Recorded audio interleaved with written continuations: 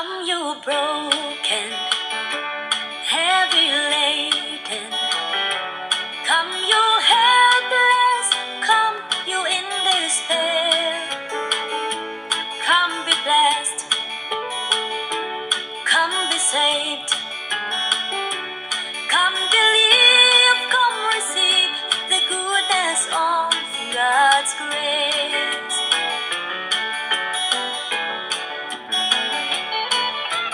God's grace is amazing, the lifeline of my soul. God's grace is faithful, Jesus conquered all. By grace he died, so I may live. By grace I am saved. Come, you weary, hope and be free. Come, you helpless, lift your misery. Come, be blessed and be blessed. Come, be saved and be saved. Come, believe, come, receive the goodness of God's grace. God's grace is amazing, the lifeline of my soul. God's grace is faithful, Jesus conquered all. By grace he died, so I may live. By grace I am saved.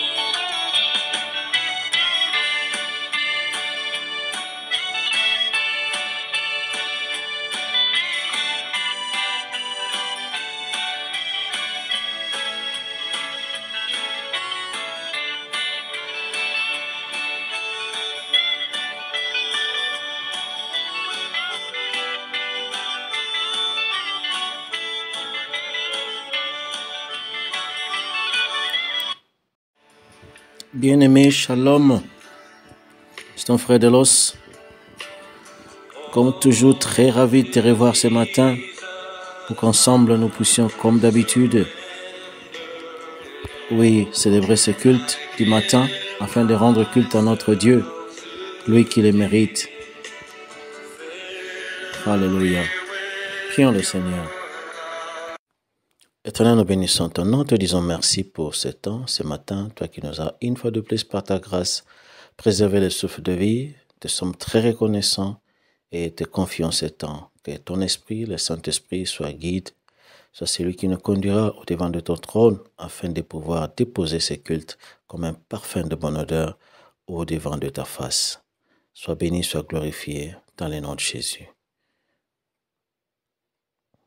Amen. Bien-aimés, nous sommes une fois de plus ensemble pour ce culte du matin. Que Dieu te bénisse abondamment de toutes les bénédictions du Père Abraham. La semaine dernière, l'Esprit du Seigneur nous a parlé, il nous a rappelé, nous continuons sur les armes, c'est le combat spirituel. Le Seigneur nous a rappelé d'abord notre autorité, le pouvoir, tout ce dont le Seigneur a dompté à tout et chacun, enfant de Dieu, chrétien, comme pouvoir, comme autorité pour le combat spirituel, pour vaincre l'ennemi. Et nous a d'abord a priori interdit, en tant qu'enfant de Dieu, de ne jamais, alors plus jamais avoir peur de l'ennemi, car c'est nous qui avons, par Jésus-Christ, le pouvoir d'écraser la tête du serpent, d'écraser l'ennemi, de vaincre l'ennemi. Après, pour ce combat spirituel, le Seigneur nous a appris, il a commencé à nous apprendre les armes de Dieu ou les armes des chrétiens que le Seigneur a données aux chrétiens pour savoir combattre. Les armes dites défensives pour se défendre et les armes dites offensives pour attaquer l'ennemi. Et nous avons commencé par les armes à étudier. Le Saint-Esprit a commencé à nous apprendre, à rappeler pour ceux qui les connaissent déjà et apprendre à ceux qui ne l'ont pas encore connu les armes dites défensives pour se défendre contre l'ennemi.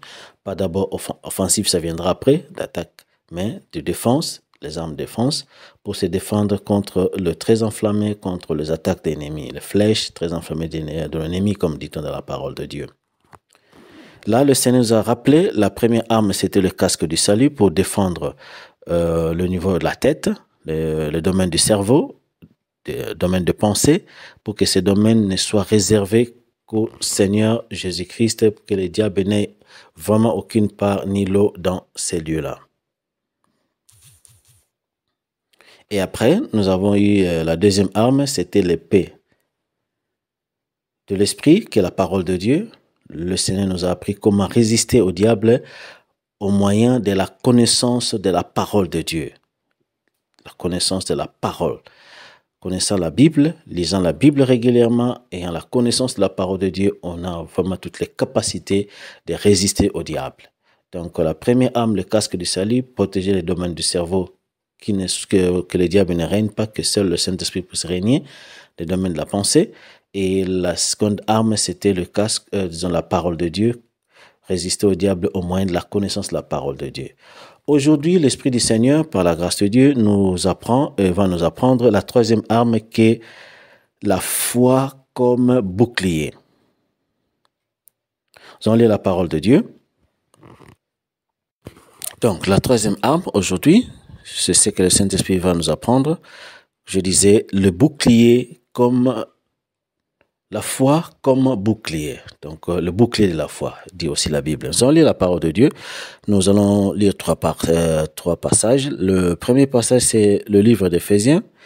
Là où nous sommes, toujours là où il est cité les armes défensives. Éphésiens 6 au verset 16. La Bible dit, « Prenez par-dessus tout cela le bouclier de la foi, avec lequel vous pourrez éteindre tous les traits enflammés du malin. » Nous allons lire encore un autre passage. Notre seconde lecture se trouve dans le livre de 1 Pierre, chapitre 5.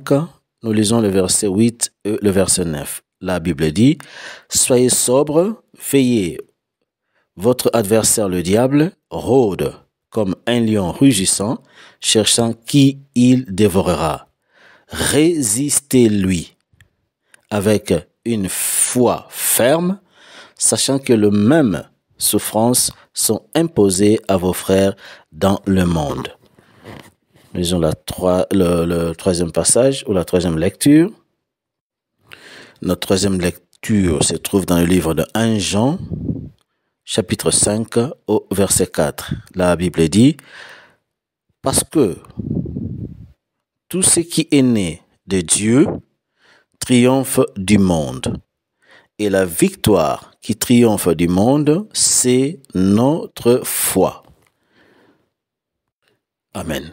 Bien-aimés, dans le temps ancien, les soldats qui allaient au combat, c'est pas comme aujourd'hui, mais nous parlons du temps ancien. Si vous regardez par exemple le logo de notre groupe Kanguka, dans le WhatsApp, vous allez voir, il y a un logo là où on met la photo. Si vous cliquez sur la photo, vous allez voir un soldat type romain dans le temps ancien, comment les soldats s'est revêtés de tenir des armures pour aller combattre. Alors vous allez voir que dans les temps anciens, quand un soldat allait combattre, comme arme, il avait soit à la main, soit gauche ou droite, dans une main, soit une lance ou une épée, et dans l'autre main, toujours un bouclier. Alors, nous avons vu l'épée, par exemple, dans l'autre main, peut servir de l'attaquer et aussi de pouvoir parer les attaques de l'ennemi. Mais le bouclier, c'est encore plus important parce que le bouclier est vraiment réservé qu'à parer les attaques de l'adversaire. Alors, le bouclier, c'est encore plus important, plus mieux pour contre-attaquer les attaques de l'adversaire. Pourquoi? Parce que le bouclier peut permettre aux soldats qui combattent de pouvoir parer les attaques qui sont proches ou bien proches si on a un combat corps à corps, ou aussi une attaque qui vient de loin, une flèche, une lance lancée de loin. C'est difficile de pouvoir disons, parer une flèche ou une lance qui est lancée de loin, qui vient de loin. Mais le bouclier, c'est son rôle. Donc, À corps, le bouclier sert à parer, et aussi une flèche qui peut venir de très loin ou une lance qui peut venir de très loin. Le bouclier a ses pouvoirs, ses capacités de pouvoir parer exactement cette attaque, flèche ou lance qui est lancée de loin. Donc le bouclier, c'est vraiment hyper important et c'est très important. Les attaques du diable, nous les connaissons bien aimés. Nous savons que le diable nous attaque spirituellement. Et c'est le spirituel qui engendre le physique. Donc, tout ce que le diable fait, l'envoûtement, l'ensorcellement, tout commence par le spirituel pour sortir par des effets physiques. Des maladies, des destructions, accidents, morts. Donc, on voit, mais c'est toujours le spirituel qui engendre le physique. Et dans notre vie quotidienne, nous voyons par exemple les attaques du diable qui peuvent régulièrement, tel que tu es assis, tel que tu es en train de travailler, de tout faire, les attaques du diable qui sont dans le spirituel, bien sûr, comme je disais, pour s'extérioriser physiquement. Alors, des doutes peuvent... Ils lancent plusieurs types spirituellement sans se rendre compte si tu n'as pas la foi, si tu perds la foi, et son but c'est ça, de pouvoir faire tout pour que tu puisses perdre la foi. Donc, tu n'as plus la capacité de les combattre. Voilà. Donc, il jette en nous, il lance de loin, de près, des doutes, des manques de confiance, des manques de patience, des manques de paix, manque d'assurance, des mensonges diaboliques, certains, c'est clair. Donc, un esprit négatif, donc on devient négativiste. Des faiblesses physiques, des faiblesses spirituelles, manque de force, de prière et tout. Toutes sortes de flèches, alors de très enflammés spirituels, comme j'ai dit, envoûtement, ensorcellement, des spirituels pour s'extérioriser, dans le physique. Et dans sa ruse, dans ses mensonges, il essaie de pouvoir rendre ta vie une vie douteuse. Tu peux prier, mais sans la foi, il met le doute, il engendre, comme je disais, des manques de confiance, tout ce qu'il y a dans les domaines spirituels, dans les domaines de la pensée, pour détruire complètement ta confiance en Dieu. Et voilà, c'est là où le Seigneur nous parle dans ce passage que nous venions de lire, dans le livre de 1 Pierre.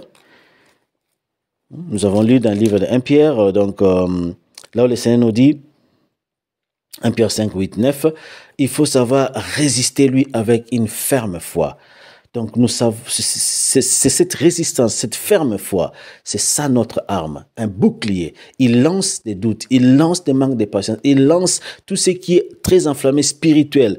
Mais notre arme de défense, c'est la foi, une ferme foi. C'est là où le Seigneur insiste dans ces passages de 1 Pierre 5, 8, 9. Résistez-lui avec une ferme foi. Une foi, vous savez, la foi par définition, comme la Bible dit, c'est une ferme assurance des choses qu'on espère, une démonstration de celles qu'on ne voit pas, mais qu'on a déjà la confiance de pouvoir le confesser. Donc, une ferme assurance. Une foi, par exemple, la foi dans la Bible, nous voyons la foi de notre Père dans la foi, Abraham. Donc, une foi ferme, une foi, comme la Bible dit, celle qui peut déplacer les montagnes, le Seigneur nous demande d'avoir cette foi comme arme de résistance, comme arme défensive. Quand le diable va jeter des doutes, va jeter des pensées négatives, va essayer de mettre en nous tout ce qui est spirituel comme très enflammé, manque de patience, manque de paix, manque d'assurance, négativisme, tout ce qui est négatif, tout ce qui est très enflammé, le Seigneur nous donne la foi. C'est par la foi que nous devons maintenant avoir ces boucliers, que ce soit de près, que ce soit de loin, une flèche, une lance lancée par le diable, comme je disais, doute, ou alors la foi nous aidera comme un bouclier de pouvoir parer pour que ça ne puisse pas nous toucher ou entrer et percer notre cœur pour tuer notre vie. Car si nous n'avons pas la foi, si nous perdons la foi, nous n'avons pas de bouclier, alors le lance, le doute, les pensées négatives, le manque de patience, manque de paix, manque d'assurance vont entrer dans notre cœur. Et quand notre cœur spirituellement est touché, là nous sommes aussi morts. Voilà, le bouclier, c'est cette foi que nous devons mettre devant nous pour que quand le diable lance une pensée négative, le bouclier dit non, le Seigneur a dit. Donc, à titre d'exemple, quand tu pries pour un cas de maladie. Le diable peut essayer de mettre des doutes pour te faire croire que tu vas pas guérir ou l'enfant. Là, tu as la foi pour dire que non, la Bible dit. C'est par ce meurtrisseur que nous sommes guéris de toute maladie. Tu pries pour un cas de délivrance. Le diable veut dire, il te donne des pensées négatives que tu ne seras jamais délivré. Tu dis non, Ésaïe 61. Chapitre 1er me dit, le Seigneur a réussi, il a été oint, il est venu pour libérer les captifs, délivrer ceux qui sont emprisonnés. Tu lui diras, la Bible dit, le ténèbre ne régnera pas pour toujours. Donc, c'est cette bouclier de la foi. La Bible dit qui a fondé ta foi, lui, il peut lancer des pensées négatives, mais ta foi dira toujours non. Il est écrit et je crois en mon Dieu. Voilà pourquoi, bien-aimé, donc, quelle que soit la situation ou la circonstance, bien-aimé, quelle que soit, dans toutes circonstances, nous devons, selon l'enseignement, ce que le Seigneur nous apprend aujourd'hui, nous rappelle, pour ceux qui l'ont déjà, qu'ils connaissaient, et ceux qui ne l'ont pas connu, nous apprend de résister au diable avec une ferme assurance. Résistez-le, les diables, pardon. C'est un père des mensonges. Il n'est rien d'autre que le père du mensonge. Donc, quelle que soit la situation, notre arme d'aujourd'hui, c'est la foi, et le Seigneur nous apprend, nous conseille aujourd'hui de résister. Alors, résistez-lui, les diables, quelle que soit la situation, quelle que soit son ampleur et quel que soit le temps, résistez fermement avec une grande foi au diable. Donc, résistez aujourd'hui et dans toute notre vie chrétienne, bien-aimés, apprends et réapprends cela, de résister au diable avec une foi ferme, parce que ce n'est qu'un père du mensonge et toi, tu as celui qui est la solution à tout problème. Résistons, la foi, gardons-la et ayons-la comme la ferme force ou le ferme bouclier, notre résistance pour pouvoir vaincre tout très enflammé du diable. Voilà. En conclusion, donc, la troisième arme, c'était la foi comme bouclier. Gardons la foi ferme et résistons-lui les diables avec cette foi ferme et il ne nous vaincra jamais. Merci beaucoup, bien-aimés. Que le Seigneur bénisse ta journée. Une très, très, très, très bonne journée. Toi et aussi toute la famille. Soyez bénis. Je te souhaite une très, très bonne journée et sois béni, bien-aimé. Sois béni. Je dirai bye bye et on se voit ce soir dans notre prière du soir. Sois béni. Très, très, très bonne journée de la part, par la grâce du Seigneur. Merci. Votre frère ou ton frère Delos. Merci. À plus. Bye bye.